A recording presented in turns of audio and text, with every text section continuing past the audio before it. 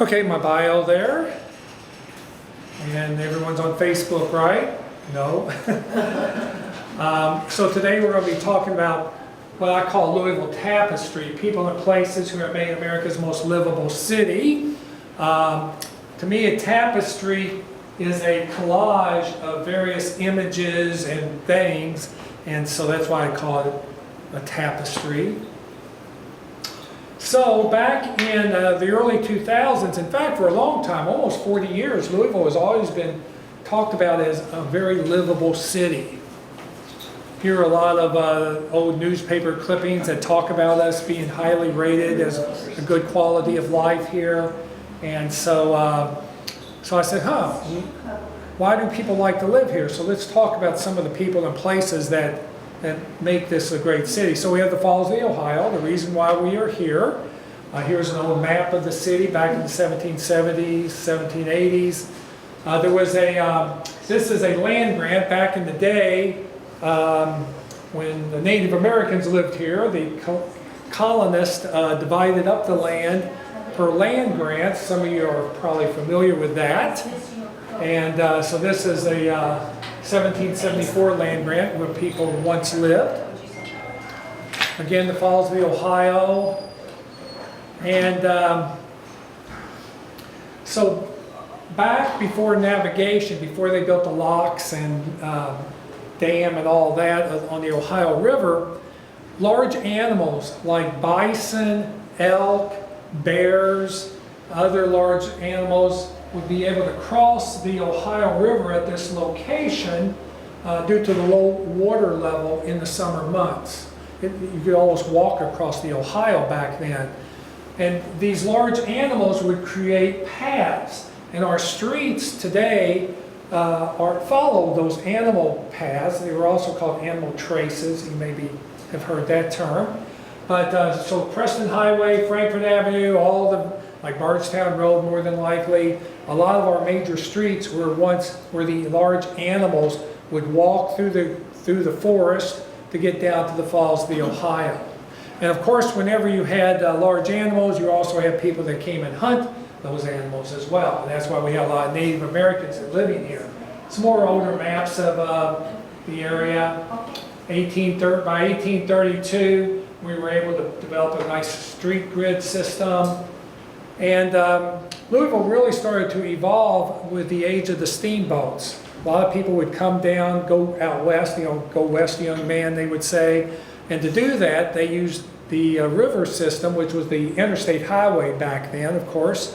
And Louisville was a destination point because of the Falls of the Ohio. They would have to stop the boats to forward around the rapids. They were more rapids instead of falls like Niagara Falls. They weren't Niagara Falls, they were more like rapids, if anything. So the age of the steamboats, of course we still have a steamboat today.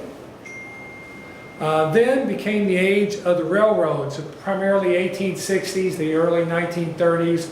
The railroads then took off. Of course, we had the Louisville and Nashville Railroad based out of here, which helped transportation. Then what really changed the city was on October 4th, 1898. That's when the first horseless carriage appeared on the streets of Louisville.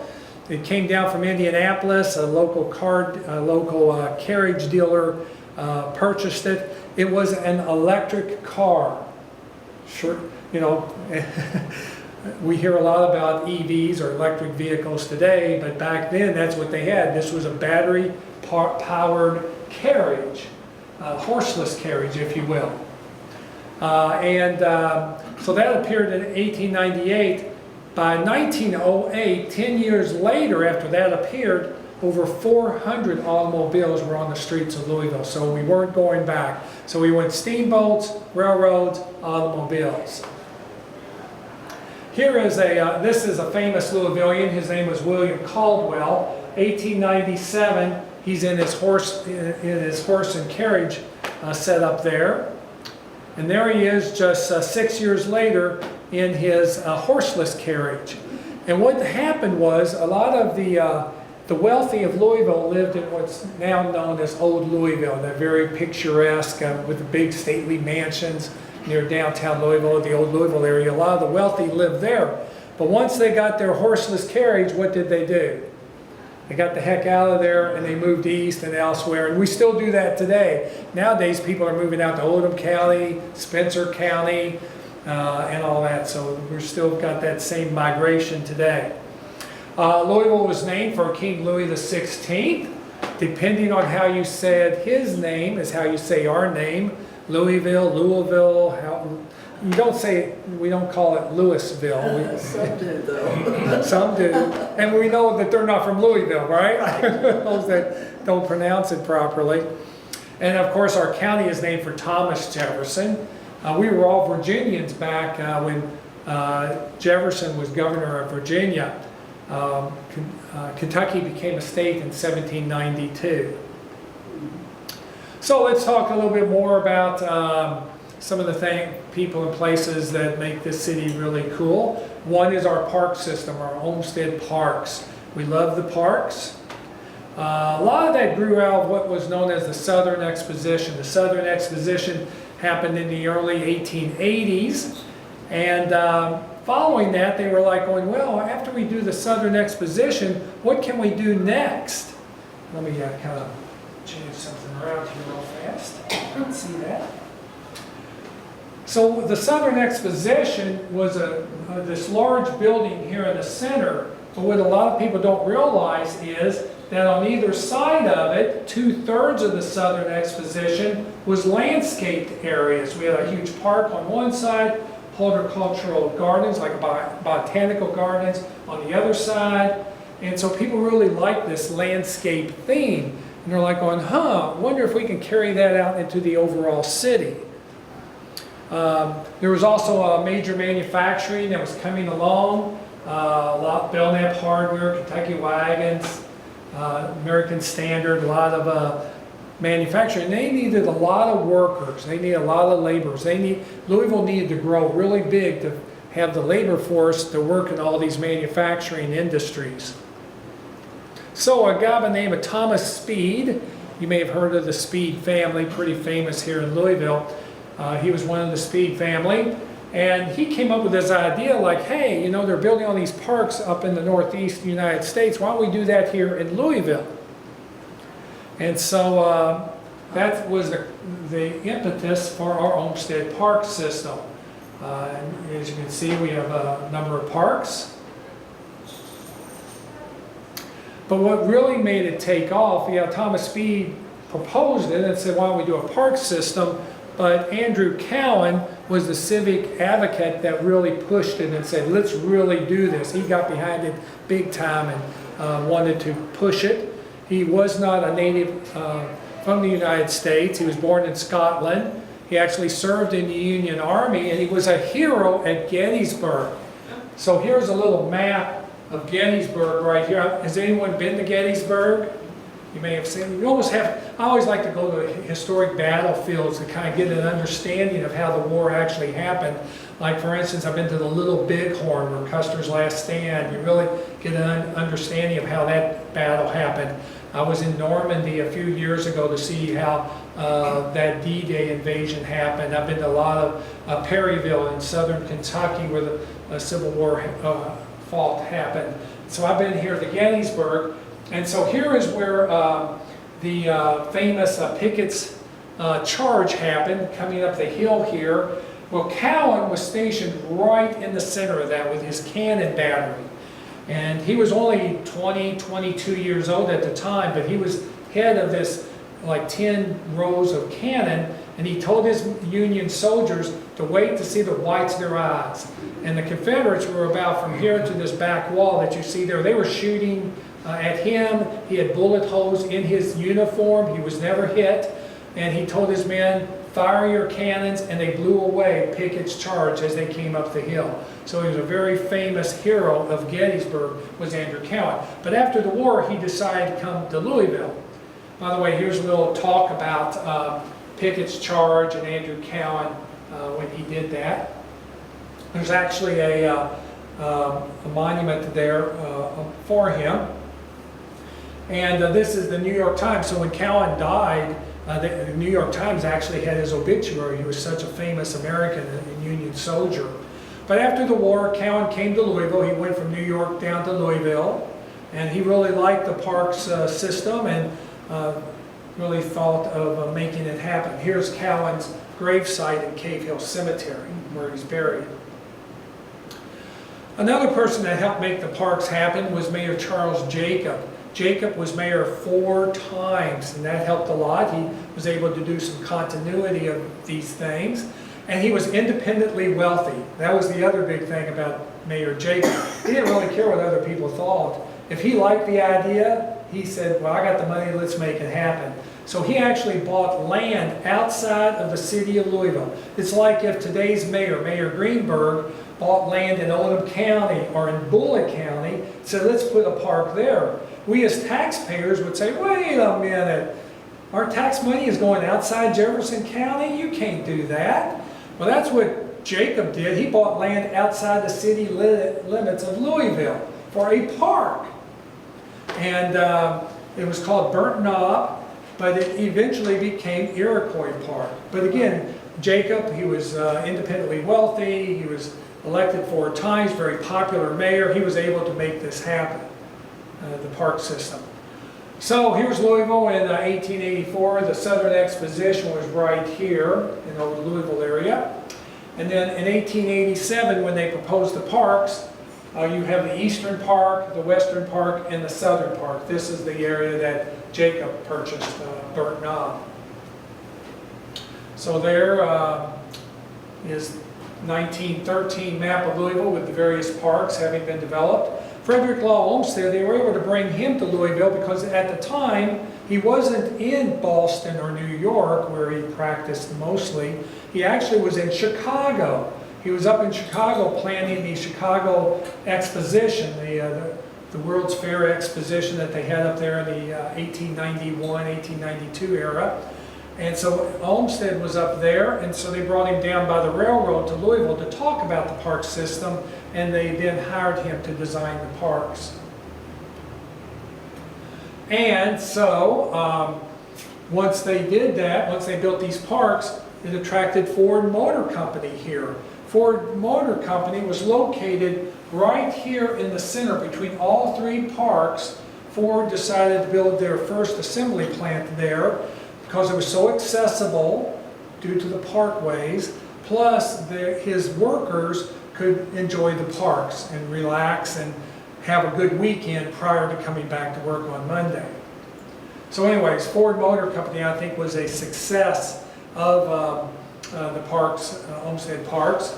Also, General Electric built a big plant in southern Louisville, and they designed it like a park. They wanted a lot of green space. They called it Appliance Park.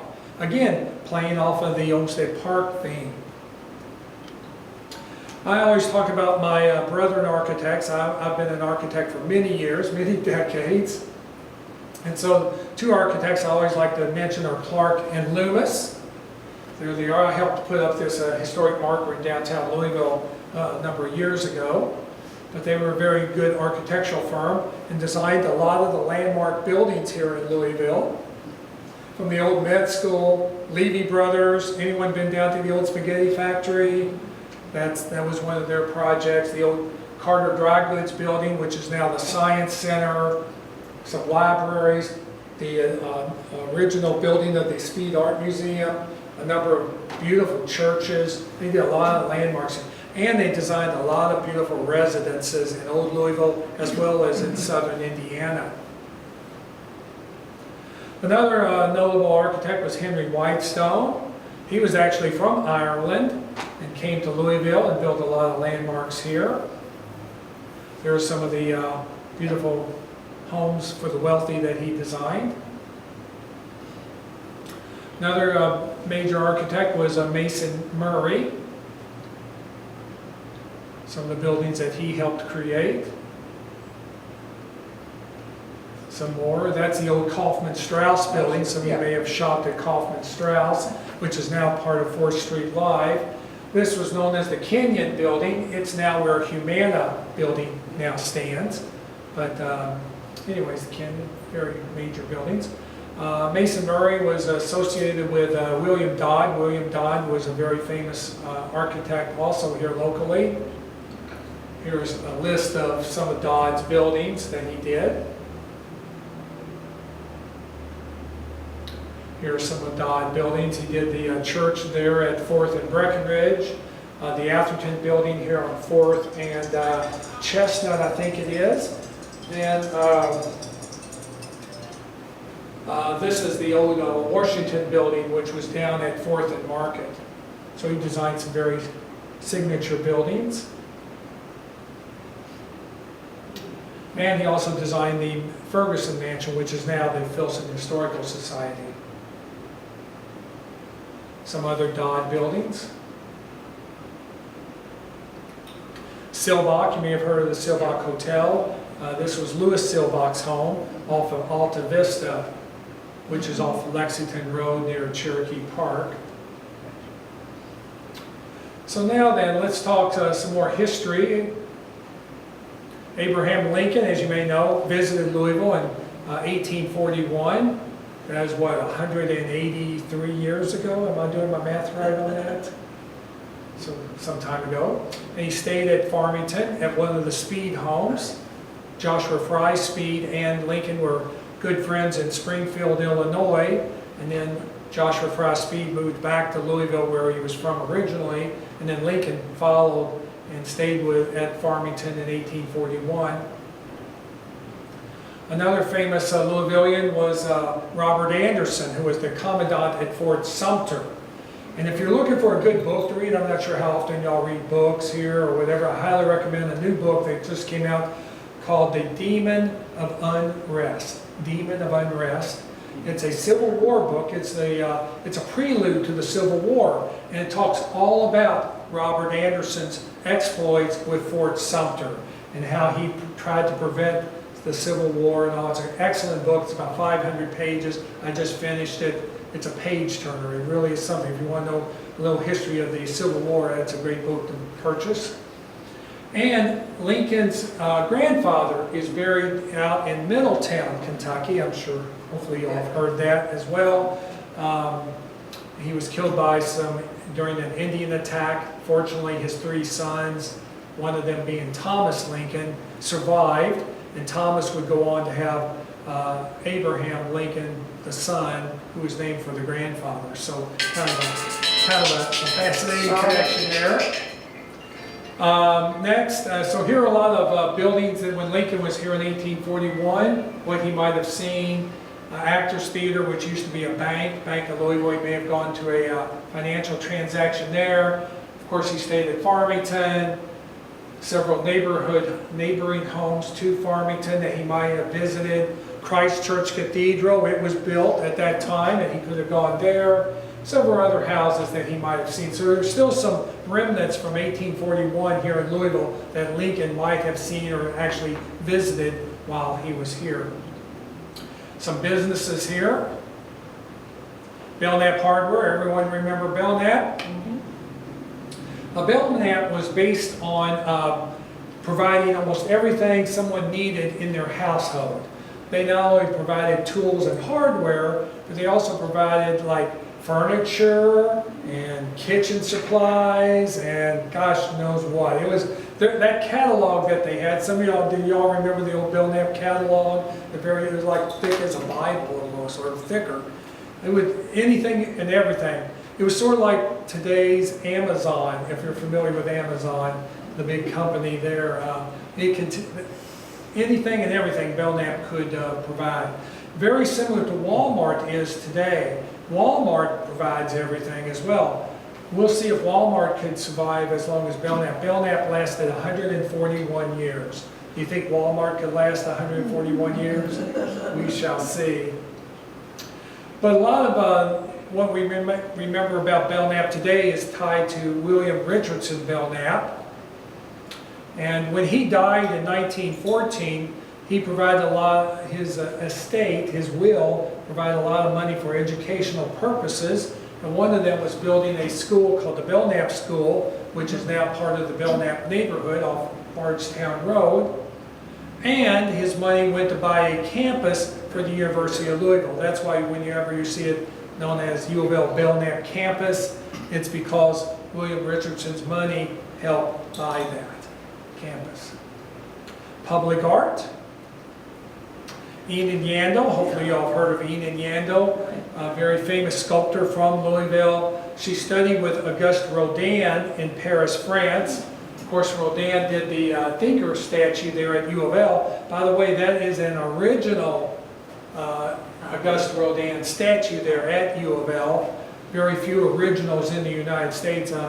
Rodin made numerous copies of the thinker. I think he made several hundred copies of that. And we have one of those there.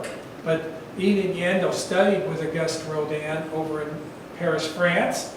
Enid designed the Hogan's Fountain there at Cherokee Park, the Daniel Boone statue at Cherokee Park, and she did a number of statuaries at the Chicago World's Fair in 1893.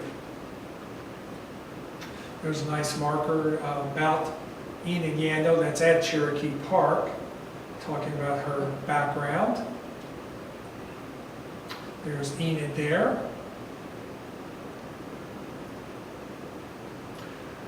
And now Enid's not she's not one of these ladies here, but that's a nice picture I thought of Hogan's Fountain. So there's Hogan's Fountain. She also helped, she won the competition to design the Confederate Memorial, but that, for various reasons, was not able to actually design it. Someone else built it. That was her design there. So Enid Yandel won the design competition for the Confederate monument here in Louisville. So why wasn't her Confederate monument not built? Why did they choose another design? I'll give you 3 reasons for that. One is they said it was structurally unsound. Number 2, they said that there was alleged bias in the competition because it was the Confederate Women's Association, so they had women as jurors, and gosh, you can't have, I'm sure men would not pick men, right? So they said there was bias because Enid being a woman, that Confederate women's people picked Enid. Or, here's the 3rd reason that her monument may not have been built. The Confederate men did not want women designing their monument. Now, which of those 3 reasons do you think? The last one. Oh, shock! There's gambling in the casino. Yes. There's Enid's gravesite there in Cave Hill Cemetery. Very beautiful historic location. The other great artist and sculptor that we had from Louisville was Barney Bright. There's some of his sculptors there. That's Barney's gravesite there at Cave Hill. I'm not sure. I think we've done a tour of Cave Hill, I want to say. And if so, we may have gone by Barney's gravesite there. He depicted himself in his advanced years, where he depicted his wife Gail in her youthful years. Some more personalities of Louisville, some iconic individuals. Let's go to the Kentucky Derby, how that was formed. So a lot of that was based on Meriwether Lewis Clark Jr., which I think I've given a talk on the history of Kentucky Derby. But he was the originator of the Kentucky Derby. That was the original clubhouse. Then they built a new grandstand. Meriwether Lewis Clark Jr. was the grandson of William Clark.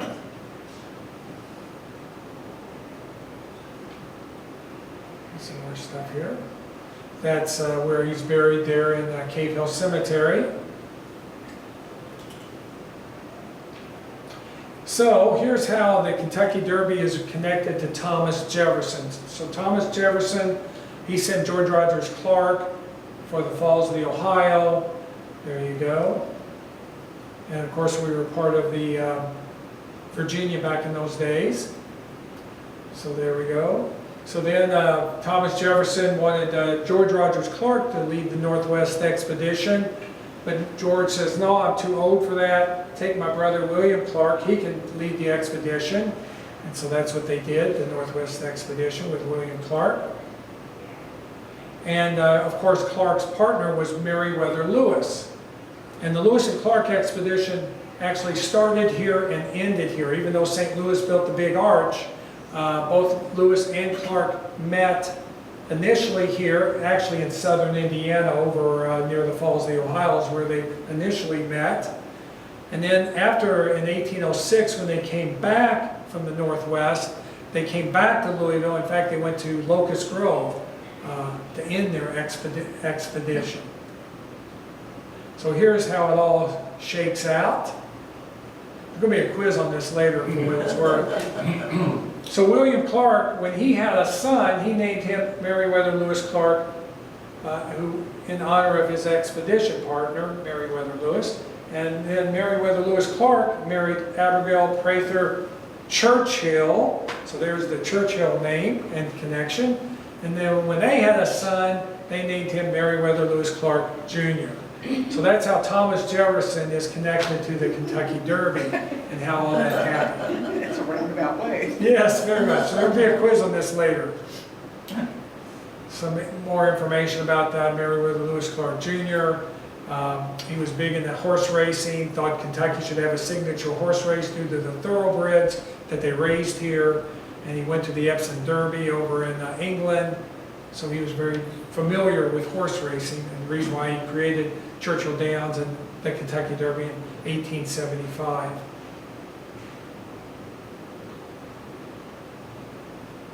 So why do we not remember Meriwether Lewis Clark Jr. today?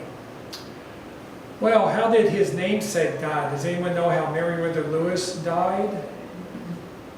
No. Well, he unfortunately committed suicide outside Nashville, Tennessee. Meriwether Lewis Clark Jr. also committed suicide outside of Memphis, Tennessee. So kind of a tragic ending for both those gentlemen, but they left an enormous legacy.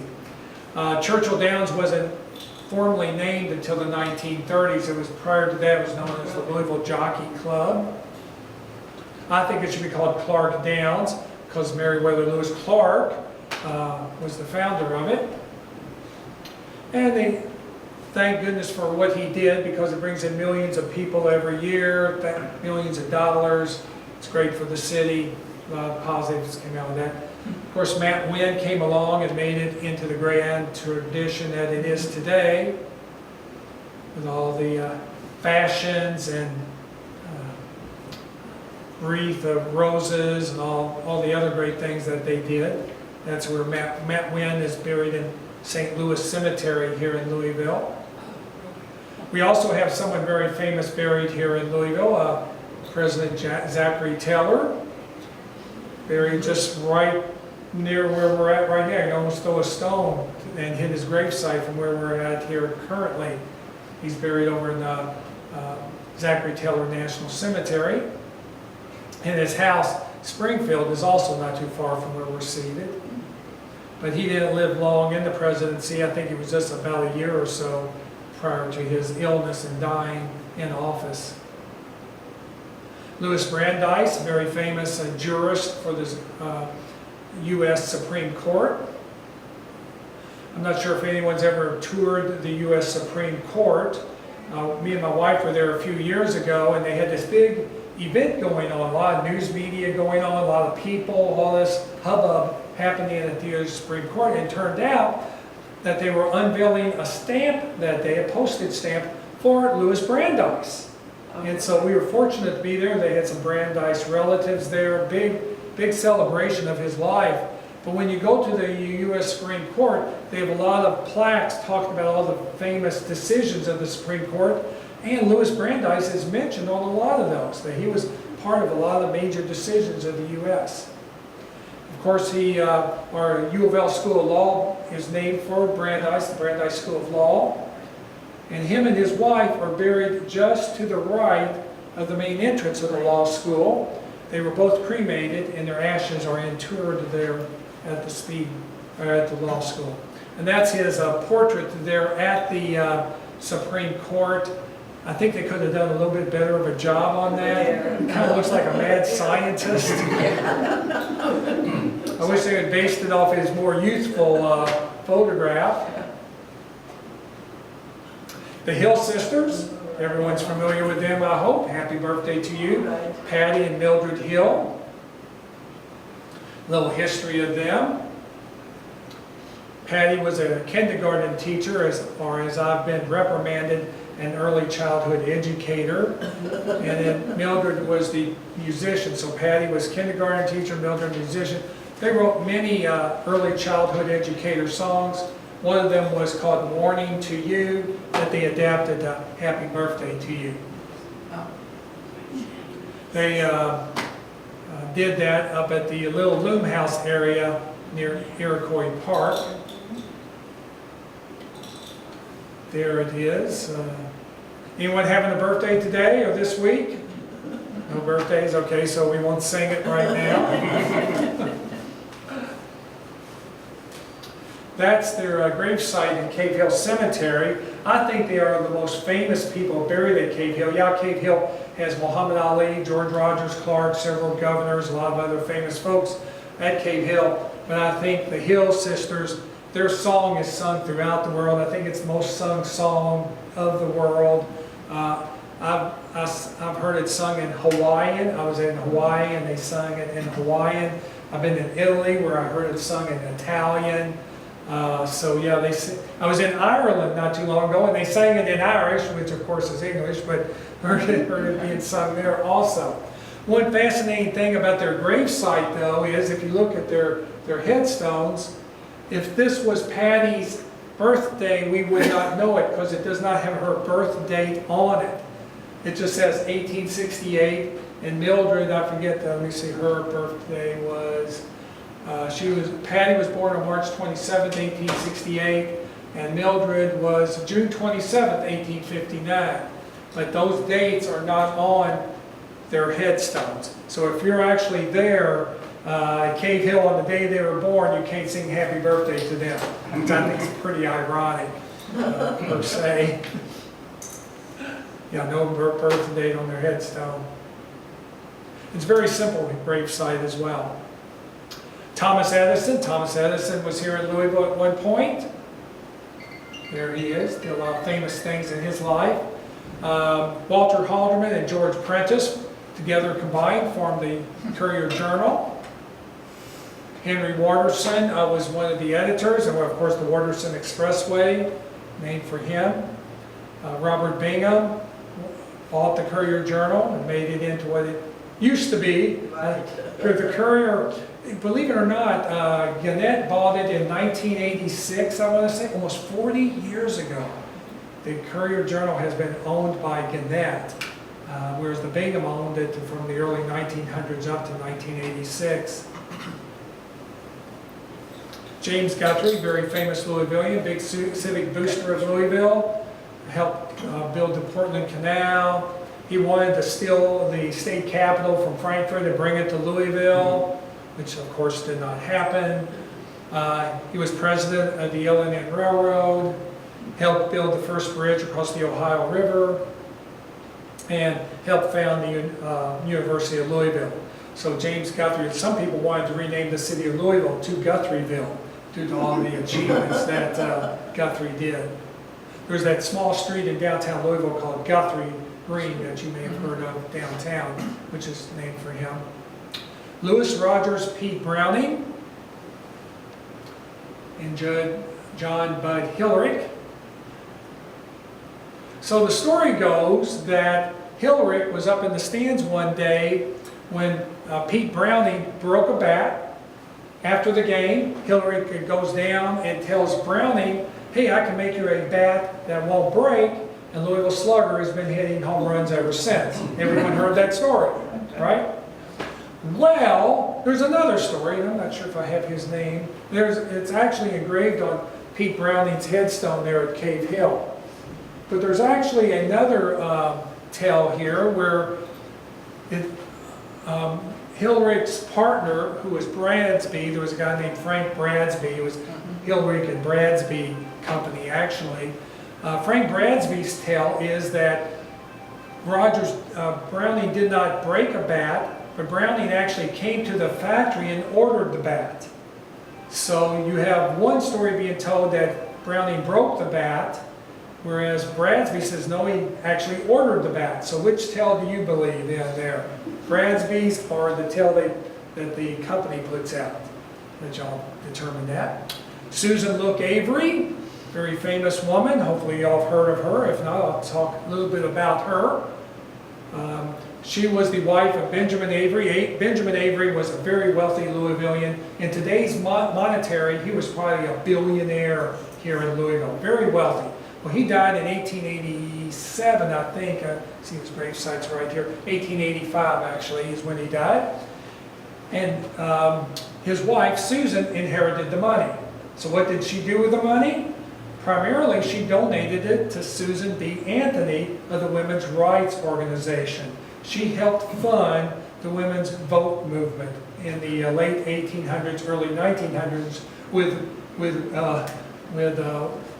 Benjamin's money as such. So anyways, this is their gravesite there at Cave Hill Cemetery. And they do not have, again, Benjamin Avery, they were worth, like I said, almost $1 billion. They should have a huge monument there, right?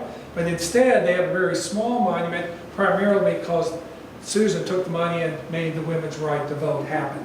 So, a little untold history of the women's rights movement. By the way, I was up at Susan B. Anthony's house. She lived up in, was it Rochester, New York, I want to say, Rochester, if I have that correct.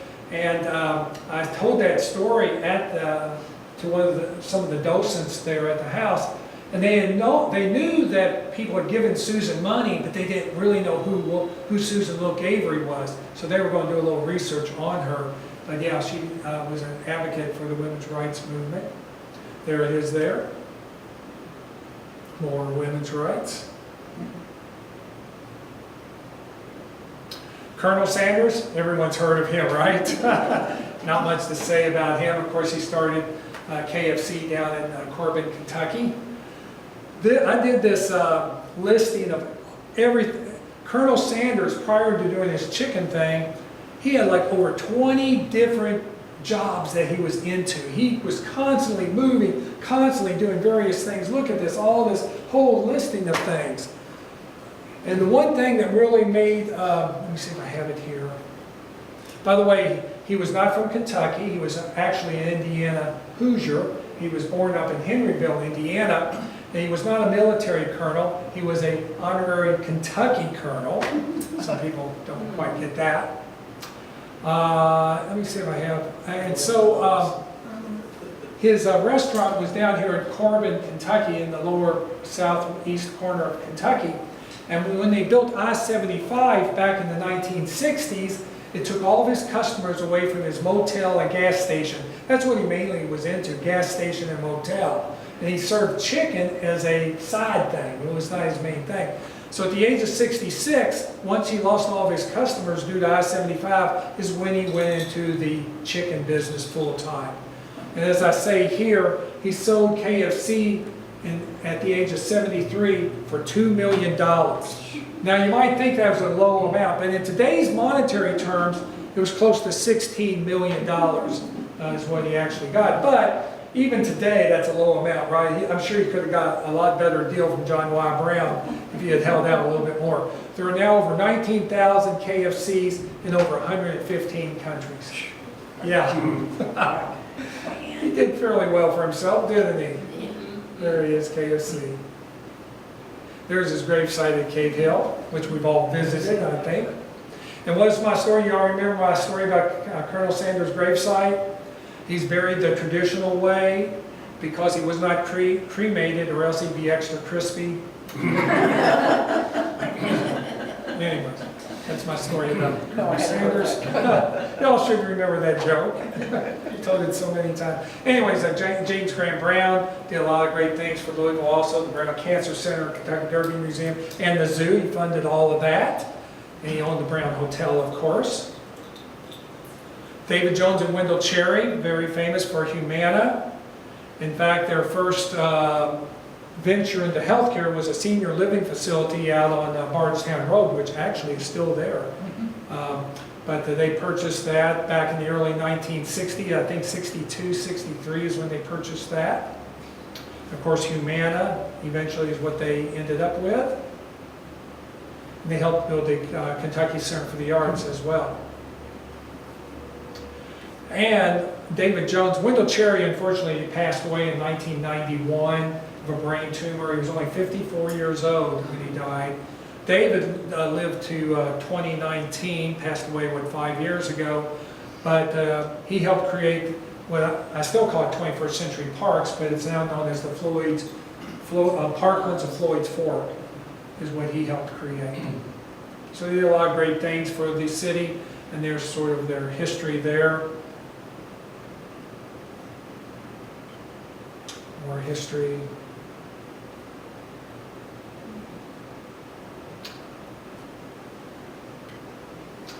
That's Wendell Cherry's grave site in Cave Hill Cemetery.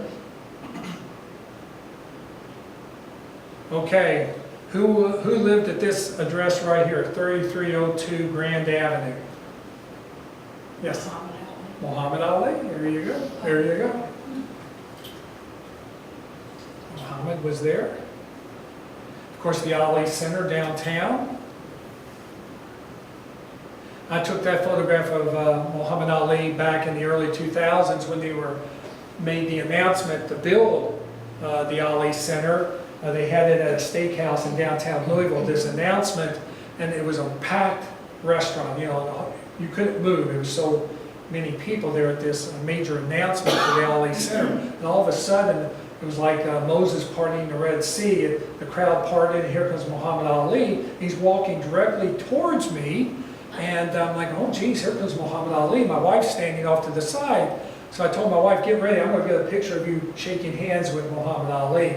So as he comes up close to us, he turns to shake my wife's hand, and right as I snap the photograph, he points right, he always knew where the camera was, Muhammad Ali. And so he pointed that photograph right at me. Very cool. There's his house. And it's since been updated, and I understand, you know, they created a little museum there, but it's now been for sale. The museum thing didn't go over too well there, and so they're hoping to sell the house. It's kind of unfortunate, but they did restore it, and it looks great. And of course, the story of Muhammad Ali was he would ride his bike from the house all the way to the gym, which was right here, so it's 3.5 miles he would ride his bike.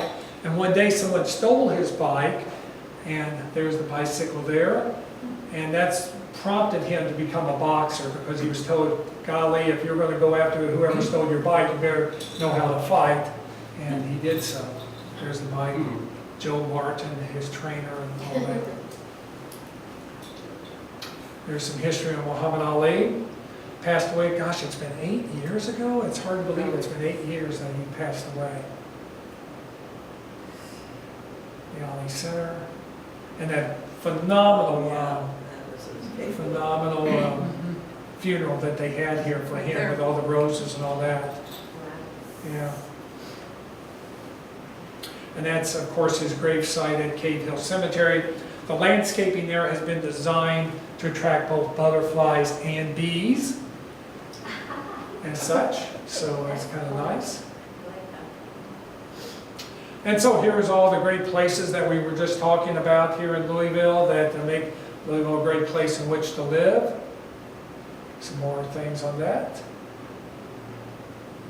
Louisville, America's most livable city. And thanks for attending. Good deal. Okay. So, any questions on that? Anything that I failed to mention about Louisville being a great city? Any places that I might have missed?